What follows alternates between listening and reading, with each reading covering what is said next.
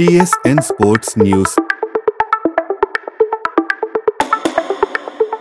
ప్రపంచ test championship final కు అస్త్రాలు సిద్ధమయ్యాయి. జట్లను ప్రకటించిన ఆస్ట్రేలియా, దక్షిణాఫ్రికా. ప్యాట్ కమిన్స్ సారథ్యం వహించే కంగారు జట్టులో opener Sam Konstas, all rounder Cameron Green చోటు దక్కించుకున్నారు.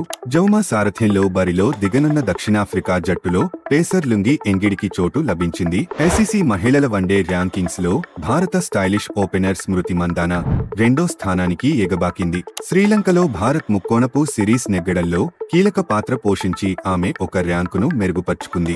భారత్-పాకిస్తాన్ మధ్య ఉద్రిక్తతల కారణంగా వాయిదా పడిన పాకిస్తాన్ సూపర్ లీగ్ మే 17న తిరిగి ఆరంభం కాబోతోంది. ఈ లీగ్ సవరించిన షెడ్యూల్ ను పీసీబీ చైర్మన్ మోసిన్ నఖ్వీ త్వరలో విడుదల చేయనున్నారు. ఈ నెల 17న ఐపీఎల్ ను పునరుద్ధరించాలని నిర్ణయించిన బీసీసీఐ విదేశీ ఆటగాళ్లను తిరిగి రప్పించడం కోసం గట్టిగా ప్రయత్నిస్తోంది.